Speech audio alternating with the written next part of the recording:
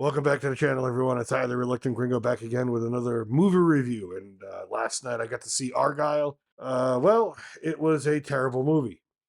I have no. Let's just get it right after that. It was a terrible movie. There were about 20 of us in the movie to begin with, so the theater wasn't totally empty, but about 20 of us. Before it was over, three had walked out, and about four of us had fallen asleep, or four people had fallen asleep. It was amazing. The credits, rolled up, and there were people literally waking up and just kind of griping. It was just a bad movie overall.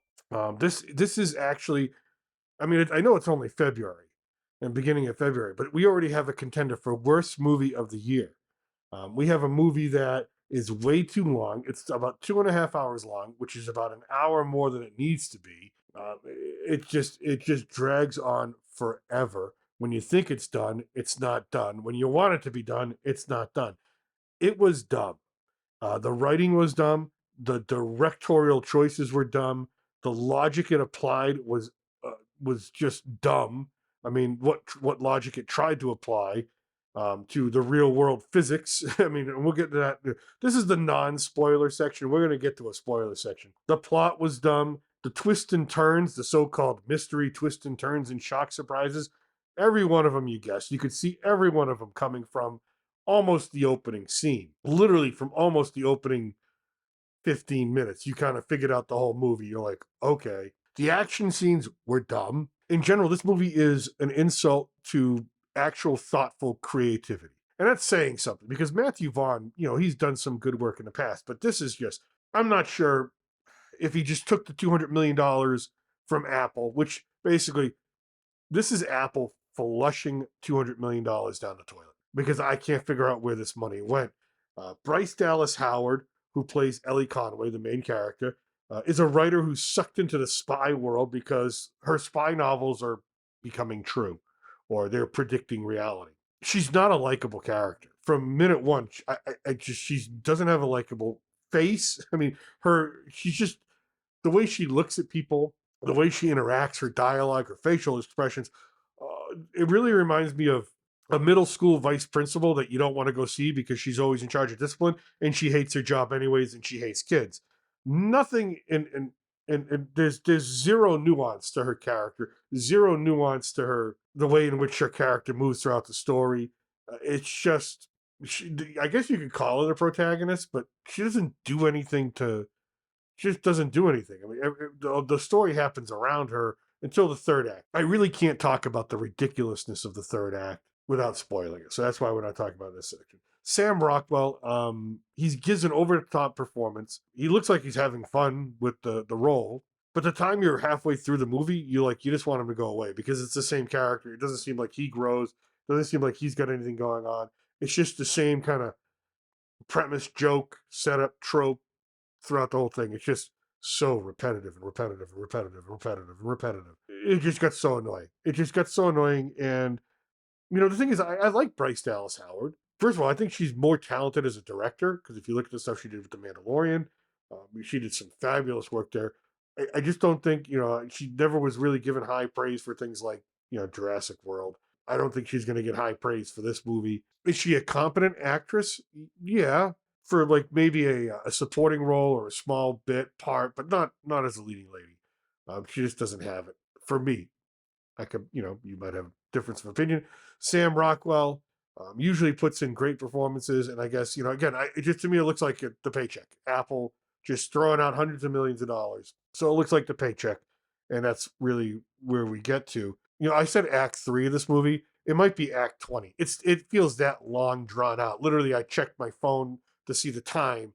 I don't know, 5 or 6 times. Like, is it over yet? Is this 2.5 hours gone by yet? Like, holy crap. Sam Jackson's in the movie. A good chunk of his scenes is him sitting around watching the Lakers basketball game, waiting for something to happen. I'm not kidding. That's what he's doing. He's watching a Lakers game. Good for Sam Jackson. He still puts in a better performance than Secret Invasion or The Marvels. The big sort of bait and switch people talk about, Henry Cavill's only in the movie for 5 minutes. Well, it's more than 5 minutes. It's probably like, if you add up everything, it's probably like 20 minutes throughout the whole film. John Cena's in there. Dua Lipa, and I hope I'm pronouncing that correctly because I had to ask my kids, I go, who is this lady? I guess she's a pop star or something like that. She's important. She doesn't do a bad job. She doesn't do a great job. I think she's just there because of the way she can dance and the way that she looks. But I didn't. So again, if I'm mispronouncing her name, I apologize. Dua Lipa. I mean, it sounds like a complication from surgery. Hey, I'm sorry, your surgery didn't go well. You've got Dua Lipa. That's my joke of the day. Anyway, these three are wasted in the action scenes. I mean, the film begins with a huge action scene, which is just not done very well. It's just not done very well. The action scenes could have been great, or some of them could have been great. Some of them should never have been conceived. Some of them could have been great if it wasn't for so much CGI.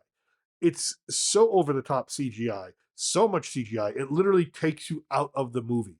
It takes you out of the movie. It's so bad. It's so noticeable. It's terrible. Again, $200 million. Where did it go? Obviously not to the special effects and visual creation. It didn't go there. So I'm not sure if you did an audit on this film, how much was actually, but it was bad. It reminded me of like mid 90s, late 90s special effects. That's really what it reminded me. Everything's a spec, everything's CGI. Every background CGI, I'm not sure like if they shot it on location anywhere. I'm not sure if they used any practical effects for anything. Even the cat is CGI. The cat, the whole cat that's in the thing, Argylle, Alfie's the name of the cat. That's CGI. Parts of Bryce Dallas Howard's body during some of the action sequences in Act 3, I swear to God, are CGI because they don't move. You know, let's just be realistic. Let's talk gravity and all that. When a woman runs and she's in a gown that is slit down the middle, so like her assets are out, they're going to bounce. They don't bounce. She doesn't. Nothing in her body moves the correct. Like when you look, she does the splits and things like. I'm like, that doesn't look real. That looks so. It just doesn't look real. So I think they CGI'd her in some of these action sequences, which I guess if she's not capable of doing that physicality, fine. Just make it look better than that because you're just making her look bad, and then in turn you're making the movie look bad. So I think it did a disservice to her. But the CGI is everywhere in this film, and it's really distracting, and it's really poorly done. It's just a terrible movie, and I can sum up the this non-spoiler section with quotes from my group. I saw it with some people, went out, including my, some members of my family. Some of the quotes from them, I think, really sums up. The first thing said to me when the lights came up was, "Wow, that actually made the Marvels look like a decent film." And I think, okay, all right, that's how we're going to start off. The worst quote I got was from a person who's a citizen of Mexico and the United States. So they got the dual citizenship. And they say to me, no lie, I say, listen, down here in Mexico, we look at Hollywood and it's like that's America, and it's like part of the myth, and like we have so much love and respect for how great it is, and for what it creates, and sort of like that whole dreamlike thing of being Hollywood. But when you put out films like this, we feel embarrassed for you. As an American, we feel embarrassed. That's how bad this movie was. Like people felt embarrassed for me for being an American because this came from American culture. I didn't know what to say after that. I was like, holy crap, that stings, that hurts. But again, I can't argue it. It was a terrible movie. It was a terrible movie, and I was like almost apologetic that I had brought members of my own family to this movie. So with that, we're going to get into the spoiler section now. So I'm going to give you the 5-second countdown. 5, 4, 3, 2, 1. All right, here we go. If you don't want to know the spoilers, mute it, click off, whatever. So Argylle. Argylle is obviously a spy. This person is a spy. Now you would think from the trailers and all this and the posters, Argylle is Henry Cavill. And you would be correct. Henry Cavill is Argylle. However, Bryce Dallas Howard's character is a writer, and she writes spy novels. And the main character of her spy novel is Henry Cavill's Argylle. Henry Cavill's a fictional character. John Cena, a fictional character. Dua Lipa, fictional character. And it is one of the lady in there. I forgot her name. Not really. It's really ridiculous. African American lady. She makes the comment. If I wasn't doing this technology stuff for you guys, I'd be the next Steve Jobs. I'm like, okay. And then she gets shot in the beginning scene through the heart and dies. Don't worry, we're going to get to the whole shooting through the heart thing in a minute. Anyway, so they're the fictional characters in Ellie Conway's fictional book world. She's a famous author. And then she's doing a book signing and she's reading her book and presenting it and taking questions, and people are asking questions. And this one guy stands up at the end and it's like, Miss Conway, all the great spy novelists turned out to be real spies. Are you a spy? Are you the same thing? Are you a spy? And she's like, no, no, no, no. And at that moment, you're like, oh, okay, she's the spy. She's a spy. Somehow she's a spy. So, like, literally 15 minutes in, you're like, oh, okay, the movie's like spoiling it for you. And the guy who stands up to ask her that question and say to her, hey, what are you doing tonight? You want to go out on a date? She's like, no, I got a hot date already. Turns out to be her cat, Alfie, at home while she's drinking whatever drink she's drinking, trying to finish her next book. That guy shows up in the first action scene of because there's the Henry Cavill world, which you get dumped into every now and again, and then there's the real world of the movie. So this guy shows up on Ellie's train later on trying to kill her. So obviously, okay, the cat's out of the bag. She's a spy, right? You already know. There's no twists and turns left, and everything else you're going to guess along the way. So she's having trouble finishing her book. She calls her mother, who's played by Catherine O'Hara. Basically, if you don't know who that is, Kevin's mom from Home Alone, right? And she's going to go on a train to visit her mother and help finish the book and all that stuff. So she's on the train. Here comes Sam Rockwell, sits down with her. They have a little banter back and forth. The cat's in the backpack, and that's the big deal. The cat's in the backpack. They've got this cat. It's cute. It's Alfie. He gets thrown off roofs. He gets pushed around. Whatever. The hell with the cat. So Sam Rockwell's like, I'm a spy.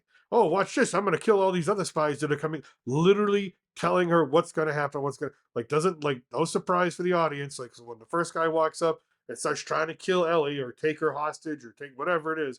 So Sam Rockwell fights off about 20 guys, actually more, probably more than 20, probably about 30, including, assassins and women and men and just everywhere, everywhere, while trying to get Ellie off the train. Now, while this is happening, Ellie is having sort of these flashes. So she'll see Sam Rockwell's character kind of struggling to fight and whatnot, like in realism. And then it'll flash to Henry Cavill as Argylle, her idealized male spy, played by, again, Henry Cavill, doing something cool and suave. And it just flashes back and forth, back and forth, back and forth.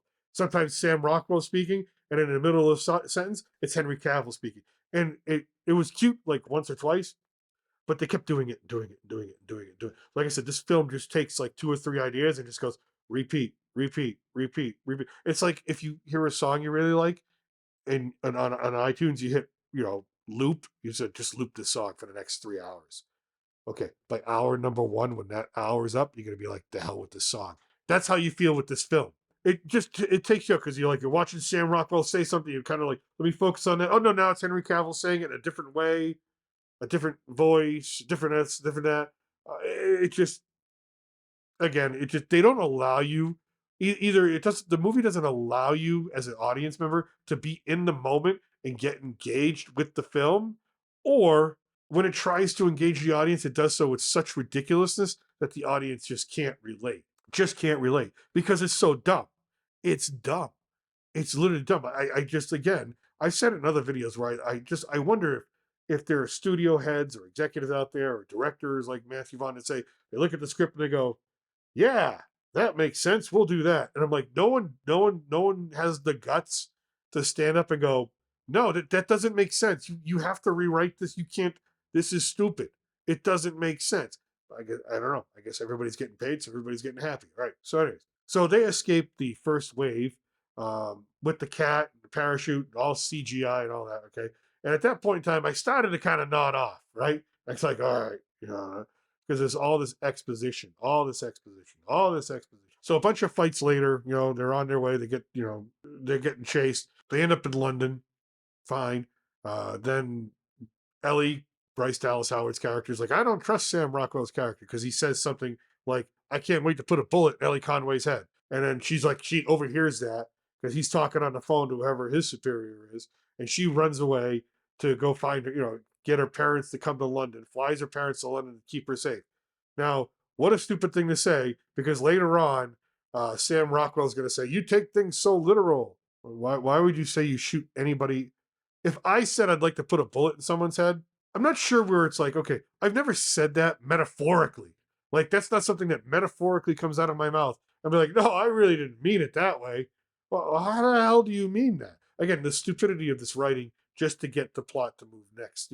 So Ellie has her parents come. Now, the big bad guy, the people who are chasing Ellie is called the Directorate or the Division or some super secret evil spy organization. Now, you don't know why they're evil.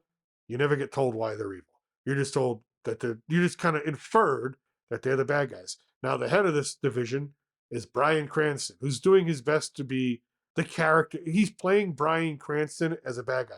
Like if you ask Brian Cranston to play like a menacing character in a Doritos commercial, that's the Brian Cranston you're getting here, right? He's just going through it like this is how I make people feel fear. So he's doing his best caricature, cartoonish bad guy. And he wants Ellie Conway captured, or you think you captured her dead, or whatever. You don't know why yet. Besides the fact that she's supposed to write her fifth book, and the ending of the fifth book is going to reveal some big secret because she supposedly can predict the future, which we already know she can't predict the future. She's probably just writing things down that she's remembering in the recesses of her mind. Don't worry, as an audience, you figured that out already, even though they're still trying to keep a secret going into Act Two. You've already figured this all out. And so the big reveal that Ellie's mother and father is actually Brian Cranston, and Catherine O'Hara is actually not an American woman. She's pretending to be Ellie's mother, and she now speaks with a British accent because now, as they come to London, they're already in London because they're there anyways. It just gets like before it even gets revealed like who her father is, because you don't know who her father is. You don't know, right? They never show him. So like when Catherine O'Hara opens the door, it's going to be Bryan Cranston acting like dear old dad. Oh gosh darn it, this too will pass. Like there's no surprise at all. And there's no, and then Sam Rockwell shows up as they're all pointing guns at each other, and Ellie's realizing my mom's pointing a gun at my head. Oh my god, blah blah blah. How did Sam Rockwell find? Don't know. No clue. No clue, because he was in the shower when Ellie snuck out of their hotel room. So, and then she's all the way halfway across London. So, no clue how exactly she found or he found her. That never gets explained. Sam Rockwell shoots Ellie's mother or fake mother in the chest, and she goes down. And Brian Cranston gets pummeled a little bit, and Rockwell and Ellie run out, and they leave the cat and all that. And you're like, okay, well, someone just got shot in the chest. They're dead. Don't worry, people who get shot in the chest here who are main characters or important to the plot, they don't die. They don't die. Getting shot in the chest at a point blank range is not a problem in this film. I'm not kidding you. It's not a problem. Okay, so then they go and they meet Sam Jackson's character, who's a former assistant director of the CIA, who's the good guy trying to bring down the bad division. Now he's all alone by himself on a farm in a vineyard in France with all this super secret technology. Okay, so you show up, and you have your Sam Jackson scene with Ellie, and then she comes to realization, all her memories come back, and everything's coming back. Oh yes, I am a spy. Yes, I'm super secret agent R. Kyle, Rachel Kyle. Okay, great. The movie just is getting ready to go into the third act, which is just stupidity in itself. So the third act is just, I could probably do a whole video just on the third act. It's just stupid, stupid, stupid, stupid. So Sam Rockwell's character, Agent Wild, by the way, and Ellie, now Agent Rachel, I don't even know what to call her. Who cares what we call her at this point? They get all dressed up. She's wearing the same kind of gold dress that Dua Lipa was wearing in the beginning of the film. And he's wearing all the stuff that Argylle would wear, that Henry Cavill would wear. And then they end up in the desert in a Mustang, and there's this giant palace. Now the whole desert CGI, even the freaking Mustang is CGI. They couldn't even go and get a Mustang. It's CGI. Everything is CGI. You can tell that they're just walking around on a green screen. So there's this giant, beautiful oasis type palace on the Arabian Peninsula. They get the secret that Ellie's supposed to get and realizes, oh, she's also one of the bad people. So it just keeps flipping back. Is Ellie good? Is Ellie bad? Is Ellie good? Is Ellie bad? Is Ellie good? Is Ellie bad? Again, let's latch onto that and let's just repeat that over and over and over and over and over again until the audience just doesn't give a shit. Like after a while, you just don't care. You don't care. Finally, you at the point you're like, all right, if she's good, good. End the movie. Have everything there. Is she bad? Shoot her and end the movie. That's where you get to. So they all get captured. They're at headquarters for Brian Cranston's headquarters. And Ellie's playing the dual role of I'm evil, I'm good. Right? They're beating the crap out of Sam Rockwell's character because they want information. They want to know where Sam Jackson's character is so they can go and kill him. And he won't give it up. Ellie's like, oh, I can help. I'll do it. You know that she's a good person, but she's playing the bad person. So you're like, okay, they're going to play this along a little bit more. So she walks in the room with a gun, point blank at the heart, shoots Sam Rockwell in the heart. And you're like, all right, well, he's dead, right? Well, no, because Catherine O'Hara's character was wearing a bulletproof vest, so she's alive. She's back. She's the person who, little backstory with Ellie. The reason Ellie can't remember anything, she was a secret agent. She had a bad accident. Her memory got wiped. And so the bad people, Catherine O'Hara and Brian Cranston, found her. They brought her to a hospital. And then they pretended, as she's in a coma, waking up from a coma, that she doesn't remember nothing. Oh, they're mom and dad. And basically, the woman, Catherine O'Hara's character, is sort of like into brain control or brainwashing and all that stuff, and does all these hints and things and mementos and just sets it all up. I mean, it's kind of an interesting little way of going about it. Like that was probably the only thing that was like really interesting to me about the plot. That really kind of like, oh, okay, that's interesting. But made Ellie think that she's not Agent Rachel Kyle. She's Ellie Conway, a waitress who had a skating accident and is now was in a coma, and now she wants to be a writer, and so she starts writing and becomes famous and whatnot. And they're just going along with this because they want her to finish writing all her stories so they can get the secret that they need that's stuck in Ellie's head or Rachel's head or whatever whoever's head at the end of the book, the fifth book. That's the only thing that they're doing. And after that, they'll kill her. Anyways, getting back to Ellie shooting, who, by the way, Sam Rockwell's character reveals that he's been watching over Ellie for 5 years. Now, of course, in 5 years, he doesn't go to approach her and go, hey, you're not Ellie Conway, you're Rachel Kyle, and here's all the proof. No. They wait until she's in mortal danger after 5 years to go get her again. Nothing makes sense. So she shot him directly in the heart. It even shows that right here in the heart, right? Bullet in the heart. No shit, he lives. You want to know why? And they explain this later on. Because Ellie, Agent Kyle, knows of a super secret way of shooting somebody in the heart, but it doesn't go, there's a 5 centimeter space that she can hit with a bullet that will go past all the carotid arteries and miss the chambers of the heart and the ventricles and all that and go out the other side. And as long as you stop the bleeding immediately, you'll live. I know, I call bullshit too. Again, they actually stop and explain this in the movie with diagrams and everything. So if you have to stop and explain something to your audience with diagrams and spend time letting the audience know why this is a plausible thing, you shouldn't have done it in the first place. First of all, when you shoot somebody, the bullet, when it hits flesh and bone, it gets rebounded everywhere. So there's no way you're going to direct this thing to stay within a 5 centimeter radius of something around the most delicate, like besides your brain, right here is the most delicate part of your body that you can be shot at because it's going to tear apart something and you're going to bleed out.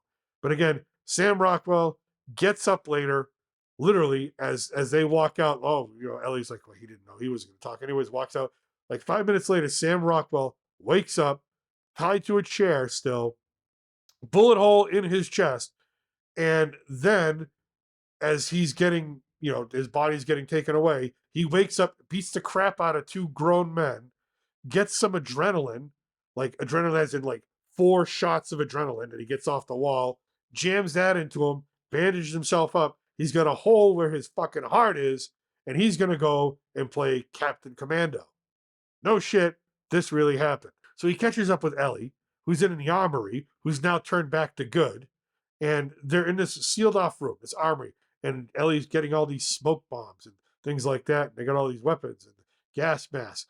And then the most ridiculous, if you thought getting shot in the heart and living is ridiculous, you haven't seen the dancing scene where they come out and there's literally 30 to 40 armed soldiers. So they throw out all this purple smoke, blue smoke, all this colored smoke. It looks like have you ever seen one of those marathons, people that chalk marathons where they throw the colored chalk all over the place and whatnot, and you're covered in chalk? Like it looks like that, but it's all CGI, by the way. Everything is CGI. Even the walls look CGI. The guys they shoot are friggin' CGI.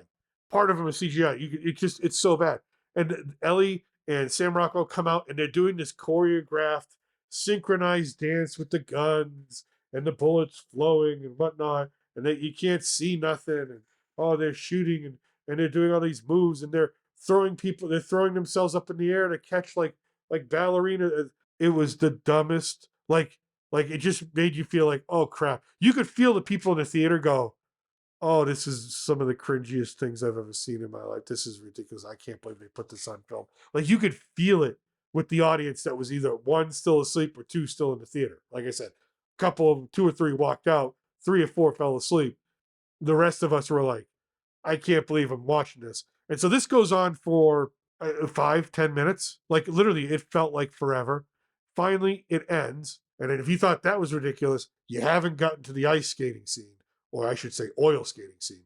So the final confrontation, or one of the big final confrontations, you realize that you don't know where they are. Right? You don't know exactly what kind of base or kind of where they are.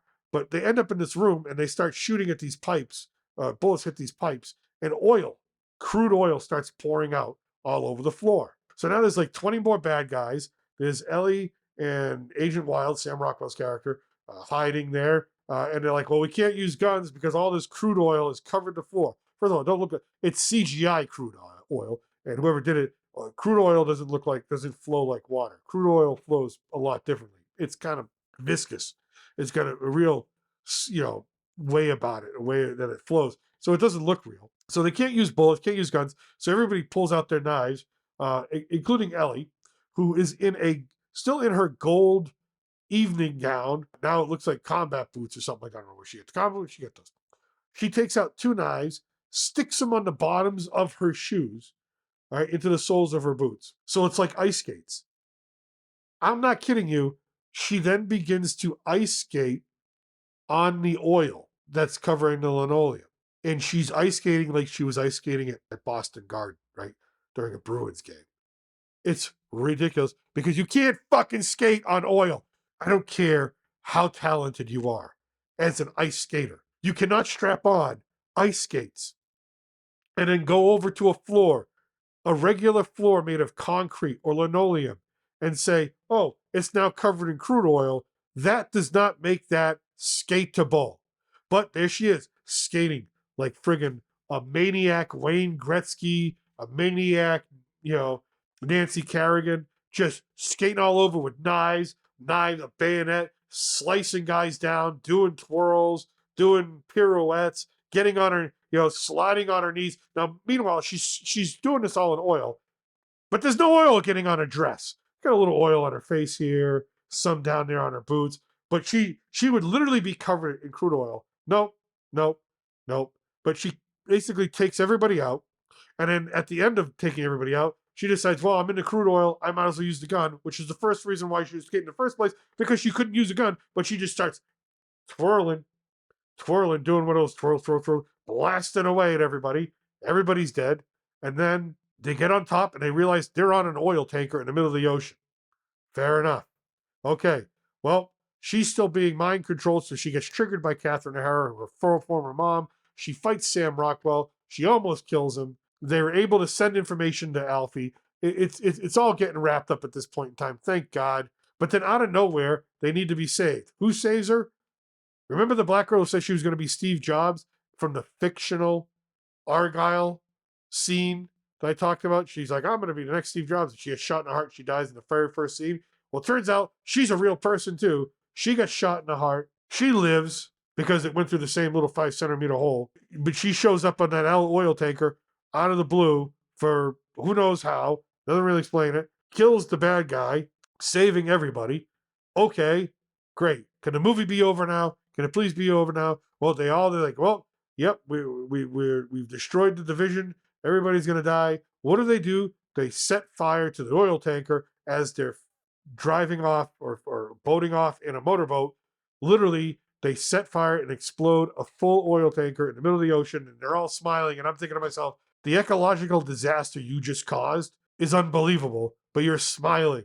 I'm like, you couldn't think like that's how you're gonna end it? An ecological disaster of blowing up an oil tanker in the middle of the ocean, killing who knows how many animals, how ruining what type of environment. It's just like that's how you end it.